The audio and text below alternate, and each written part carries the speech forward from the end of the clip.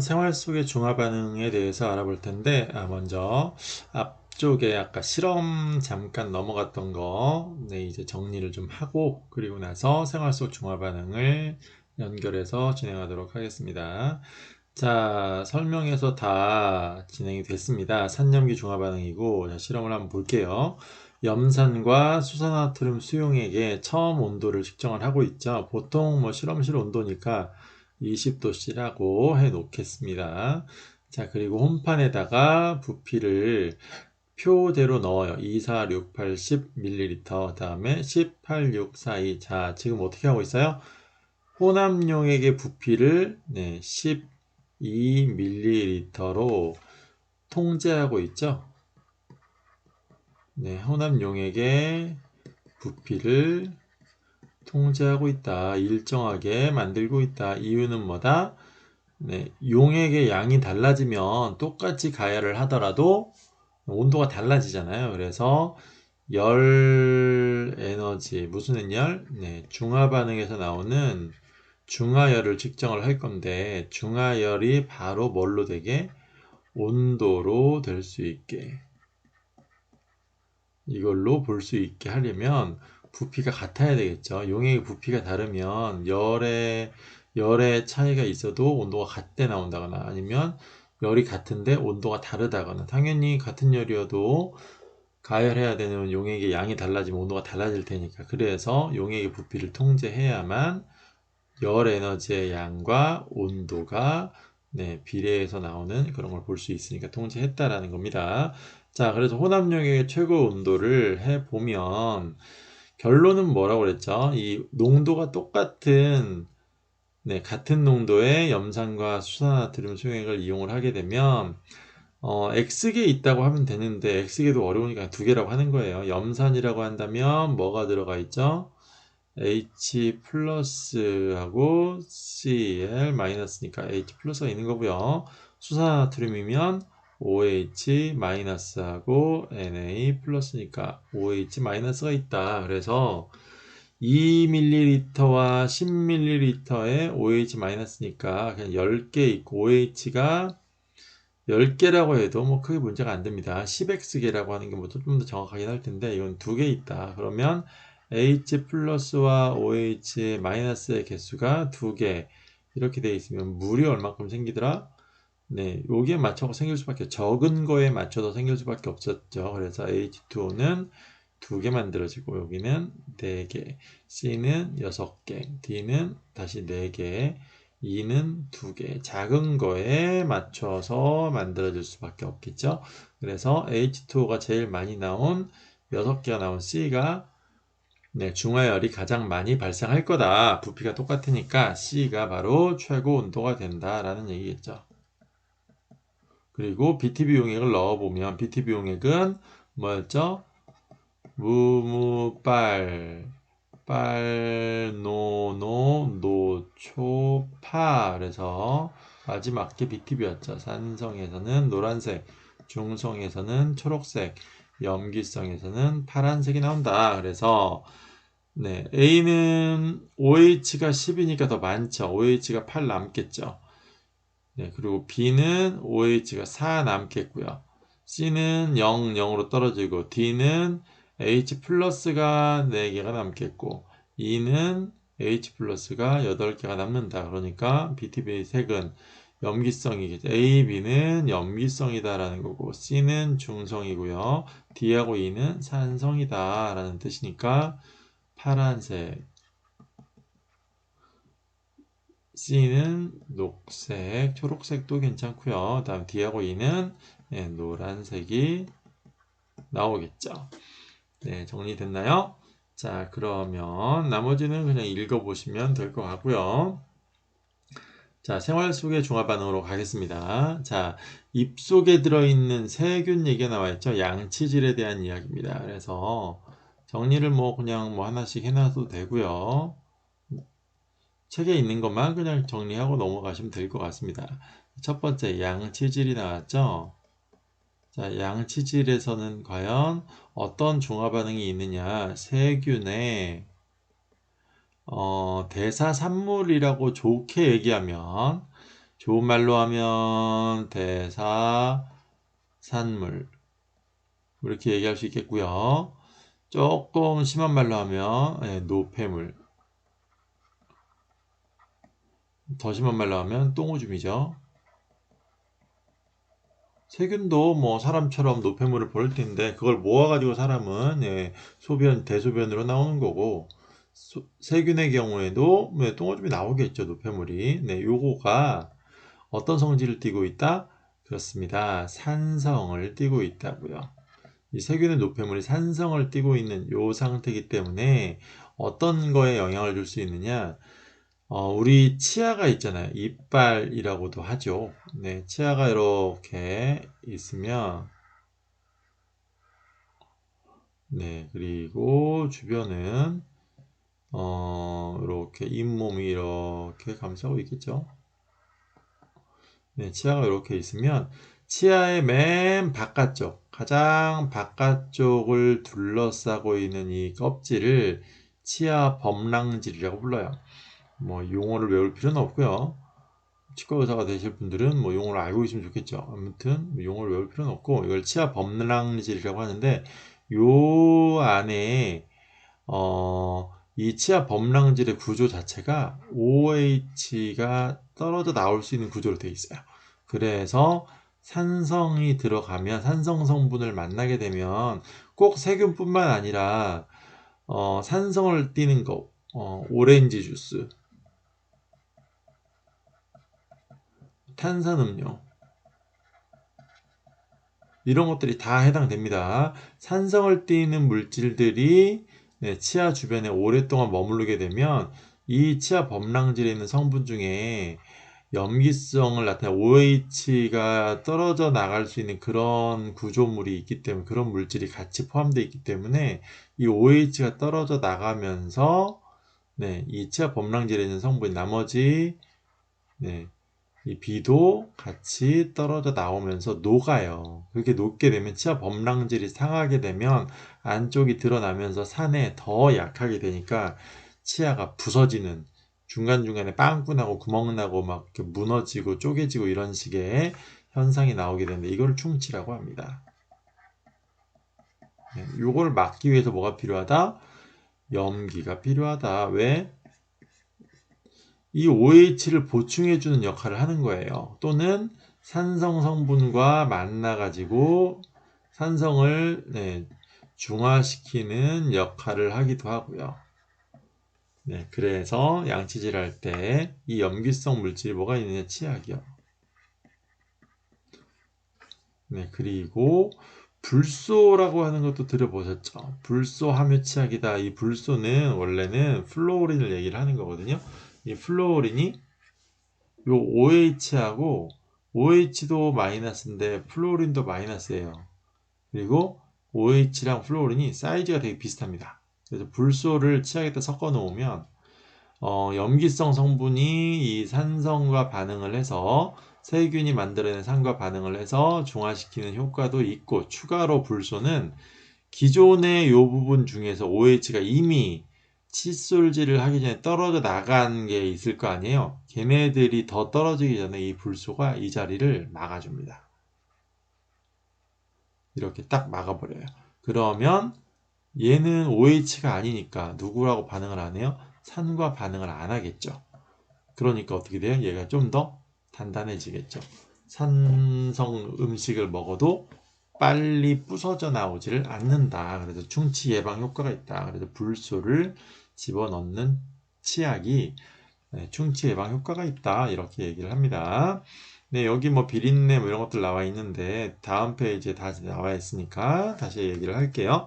자, 생선회를 먹을 때 레몬즙을 뿌려 먹는다. 이것도 중화 반응이다 라고 되어 있죠. 생선회에 레몬즙. 왜 중화 반응이냐? 비린내의 원인이 되는 물질이 있어요. 아민 계열이라고 하는데 비린내 원인이 되는 염기성 물질, 비린내 원인은 쉽게 얘기하면 암모니아라고 보시면 돼요. 암모니아 계열의 물질이다 이렇게 생각하시면 됩니다. 암모니아가 뭐였죠? 앞에서 NH3였고 이거 염기였죠. 약한 염기였습니다. 그래서 이 암모니아 계열이기 때문에 약한 염기가 암모니아 계열이니까 여기에다가 레몬즙은 신맛이잖아요. 산성물질이죠. 그래서 산과 염기가 만나서 중화시킨다 이런 이야기입니다. 자, 그 다음에 다음 번 나와 있는 건 뭐예요? 위산이 과다 분비됐을 때 제산제를 먹는다. 자, 위산과 제산제가 각각 산과 염기에 해당하겠죠. 위산에는 뭐가 들어있다? 네, 염산 들어있습니다. HCl, 강산이에요, 이거는. 그런데 염산이 아주 연하게 0.5% 정도로 되게 연하게 들어있어요.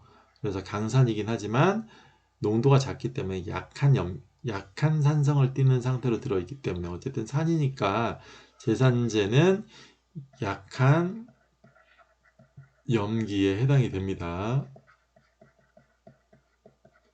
보통 뭐 수산화 알루미늄이나 수산화 마그네슘 같은 걸 이용을 하게 되는데 아무튼 제산제는 약염기에 해당한다. 그래서 이 제산제 약염기와 염산이 만나가지고 중화반응을 일으킨다라는 거고요. 자, 세 번째로 나와 있는 게 벌에 쏘였을 때 암모니아수를 바르면 통증이 사라진다 이렇게 돼 있잖아요. 벌에 독이 산이다라는 뜻이에요. 벌 침에 있는 독 요게 염기성 물질과 산성 물질 중에서 일반적으로는 산성 물질이 많습니다. 그런데 여기서 일반적이라는 말이 참 애매하긴 합니다. 왜 일반적이라는 말이 애매하냐? 꿀벌하고 말벌이 좀 달라가지고요. 우리가 일반적으로 벌 하면 꿀벌을 이야기하나요? 말벌을 이야기하나요? 잘 모르시죠? 네, 꿀벌의 경우에는 산성을 띠고 있습니다. 그런데 일부 말벌의 경우에는 염기성을 띠고 있는 애들이 있어요. 그래서 좀 조심하셔야 됩니다. 근데 우리 책에 나와 있는 건 꿀벌과 말벌들을 그래서 좀 더 많은 개체들이 갖고 있는 걸 얘기를 하는 거예요. 벌침 중에서 일반적으로 좀 더 많은 애들은 산성 독을 갖고 있어요. 그런데 일부 벌은 염기성 독을 갖고 있는 애들도 있다라는 거 주의하셔야 됩니다. 그래서 일반적으로는 꿀벌의 독은 산성 독이기 때문에 산성을 띠고 있는 물질로 되어 있는 독이기 때문에 염기성 물질을 발라준다. 뭘 바르느냐? 암모니아를 발라줍니다. 그래서 요거에 쏘이게 되면 염기성 물질을 발라줘야 되는데 이 염기성 물질로 대표적으로 발라주는 게 암모니아를 발라준다라는 이야기입니다. 그래서 암모니아를 물에 녹인 걸 암모니아 수라고 하게 되는데 암모니아 수를 발라주게 되면 역시 중성이 될 수 있다. 이렇게 되어 있고요. 자, 마지막으로 나와 있는 게 토양과 호수, 네, 산성화된 토양이나 호수를 중화시키고 싶다라는 겁니다. 이걸 왜 중화시켜야 되느냐? 뭐 거기 살고 있는 생물들이 위험하기 때문입니다. 그래서 염기성 물질인 석회가루를 뿌린다. 이렇게 돼 있죠. 여기 나와 있는 것들은 그냥 이대로 외워주시면 되겠고요. 나중에 화학을 선택하시는 분들은 다른 것들은 뭐 크게 문제가 안 되는데 여기 나와 있는 위산과 제산제하고 그 다음에 산성화된 토양이나 호수에서 염기성 물질인 석회가루를 뿌리는 거, 요 정도는 화학식으로도 나중에 등장을 하게 됩니다. 그래서 화학식으로도 좀 파악을 해 놓으셔야 되겠고요. 자, 위산이 과다하게 분비될 때 복용하는 제산제의 주성분은 액성이 뭐냐? 뭐라고요? 염기성이겠죠. 근데 염기성 중에서도 약한 염기를 사용합니다.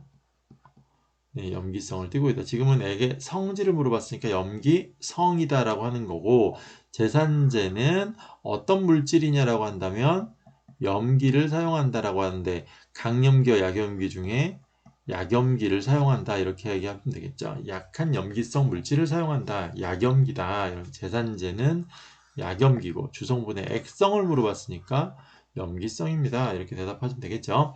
자, BTB를 떨어뜨린 후에 묽은 염산을 계속 조금씩 넣으면 어떻게 돼요? 수산화나트륨에다가 BTB 떨어뜨렸으니까 수산화나트륨은 처음에 염기성이잖아요. 자, BTB 어떻게 된다? 노, 초, 파 이거였죠. BTB는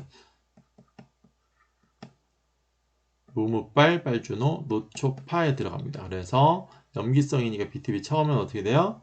네, 노란색이었다가 색깔도 한번 노란색으로 해볼까요? 네, 노란색. 잘 안 보이네요. 자, 노란색이었다가 묽은 염사를 계속 떨어뜨리면 어떻게 돼요? 노란색이 점점 뭘로 바뀌어갑니까? 초록색으로 바뀌다가 어떻게 돼요? 결국은 네, 파란색으로 바뀐다. 잘못했네요. 큰일 날 뻔했네. 뒤집혔습니다. 처음에 염기성이니까 뭐가 돼요? 파란색부터 돼야 되겠죠. 네, 수산나트륨이니까 잘 보셔야 됩니다. 네, 이거 선생님이 지금 실수한 것 같이 여러분들도 실수 많이 하는 거예요. 염산에다가 수산나트륨을 섞는지 수산화나트륨에다가 염산을 섞는지에 따라서 완전히 달라집니다. 자, 수산나트륨에다가 BTB를 섞었으니까 처음에 파가 먼저겠죠. 파에서 초록 됐다가 노랑 이렇게 가겠죠. 그래서 파, 초, 노 이렇게 되게 되겠죠. 큰일 날 뻔했네요. 자, 우주선 안에서는 우주인들이 호흡하면서 산소를 들이마시고 이산화탄소를 내뱉는다. 자, 산소를 들이마시고 이산화탄소를 내뱉어요. 그러면 이산화탄소의 농도가 점점 증가하잖아요. 그럼 이산화탄소를 줄여줘야 되겠죠? 그래서 이산화탄소를 줄이기 위해서 어떤 일을 하는지 한번 찾아보셔가지고 정리해서 가져오시면 네, 이것도 마찬가지로 생기부의 기록이 가능하겠죠.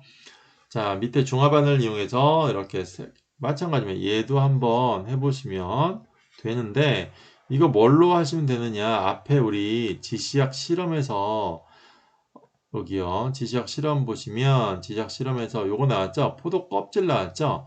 자, 그런데 포도 껍질보다는 뭐가 좀 더 잘 되느냐면 빨간 양배추요. 네, 빨간 양배추를 물에 넣고 그냥 끓이세요. 썰어 놓고 그럼 그냥 놔도 되긴 하는데 끓이면 좀 더 잘 되더라고요. 진하게 더 잘 우러나니까 빨간 양배추를 네, 잘라서 그릇에다 놓고요. 물 붓고 가열합니다. 그렇게 해서 즙을 얻어요. 양배추 즙이라고 해야 되나요? 양배지. 이게 바로 양배추 추출물이죠. 빨간 양배추요. 빨간 양배추 추출물 즙이라고 하기 좀 그러네요. 짜는 건 아니니까. 빨간 양배추 추출물. 이게 바로 양배추 지시약입니다. 그래서 이 빨간 양배추 추출물을 집어넣고 실험을 하시면 네, 제대로 될 겁니다. 그래서 여기 있는 거 네, 자주색 양배추 지시약과 수산나트륨 드라이아이스 물 뭐 이렇게 하라고 했는데 여러분들 집에 수산화나트륨이 아마 없을 겁니다. 네, 수산화나트륨 수용액이 집에 있지 않으니까요, 보통. 드라이아이스는 어디에서 하면 됩니까? 네, 베라라고 하는 네, 아이스크림 가게에서 네, 달라고 하면 30분 걸립니다. 이렇게 하면 주는 거 가지고 하시면 되겠고요. 투명한 그릇이 필요하겠죠? 투명한 그릇에다가 뭘 담으시냐면 하수구 세정제예요.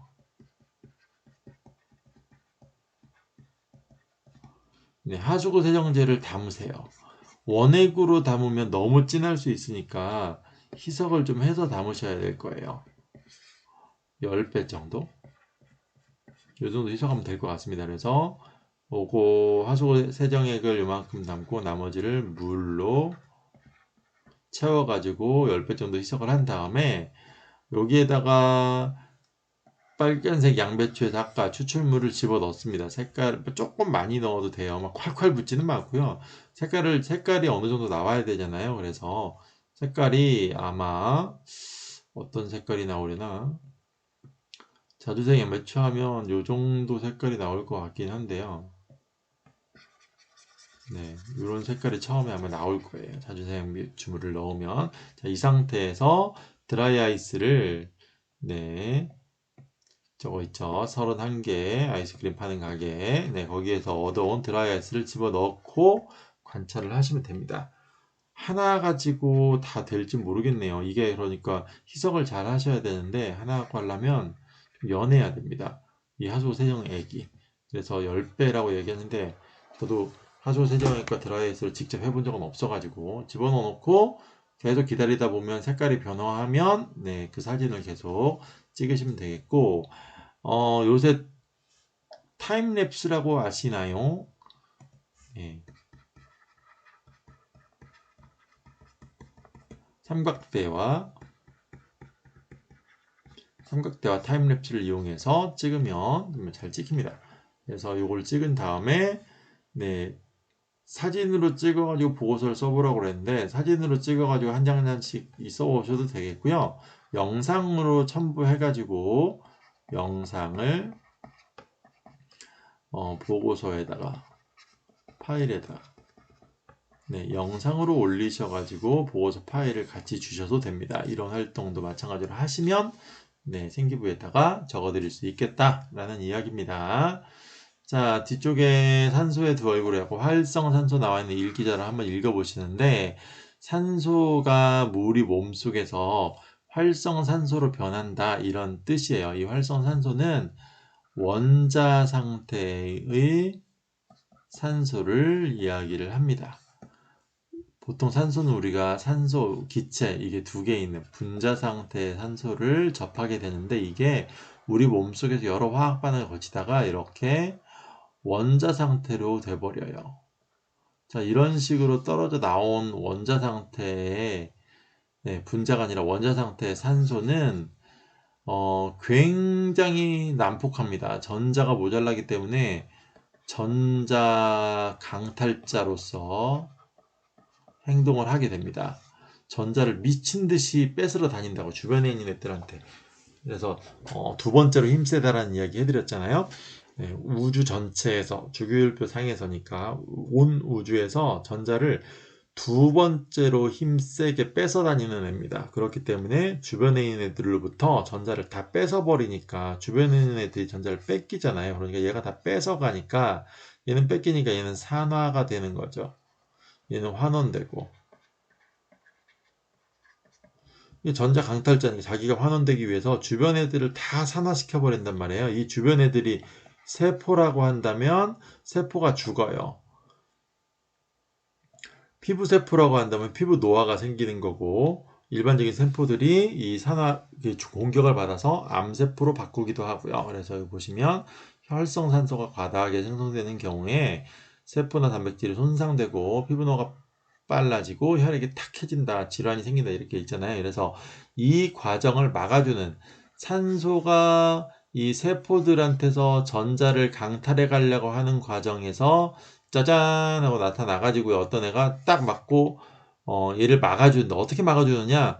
야, 세포 거 뺏지 말고 내 전자 뺏어라. 이렇게 해서 자신의 전자를 내어줌으로써 자신의 전자를 산소한테 희생적으로 내어주는 거죠. 그럼으로써 네, 우리 몸속에 있는 얘가 내어줘갖고 얘가 파괴되면서 우리 몸에 있는 세포의 산화를 막아주는 네, 그런 물질들, 이런 물질들을 뭐라고 부른다? 세포가 산화되는 걸 막아준다라고 해서 항산화 물질이라는 말로 하고요. 약품이라는 뜻으로는 항산화제라는 말로 쓰이게 됩니다. 가장 대표적으로 나와 있는 것처럼 네, 바이타민 B, C 뭐 이렇게 나와 있는데 비타민 C죠. 대체 왜 계속 이렇게 미국 발음을 우리나라로 들여와가지고 원래대로 하는지 모르겠는데 우리는 그냥 우리말이 있으니까 비타민이라고 해도 됩니다. 나중에 뭐 바이타민이라는 말이 나오고 있는데 이게 아니면 무식하다 이런 얘기를 하고 있는데 저는 사실 동의하지 않습니다. 미국 사람들이 다 똑똑한가요? 그런 건 아니잖아요. 자, 그래서 용어가 이렇게 나오는 건 뭐 어떻게 따라갈 수밖에 없겠지만 실생활에서는 그냥 비타민이라고 해도 뭐 크게 문제되지는 않을 것 같습니다. 자, 쭉 한번 나머지는 읽어보시면 되겠고요. 이 항산화 물질이 하는 일은 뭐다? 산화를 방지한다. 산소가 전자를 뺏어가는 걸 대신 뺏김으로써 방지하는 그런 역할을 하게 된다라는 거 읽어보시면 되겠고요. 뒤쪽에 있는 중단원 평가 한번 바로 풀어보시면 될 것 같고 29페이지와 30페이지, 31페이지와 32페이지까지 쭉 한번 읽어보시면 도움이 될 거라고 생각합니다.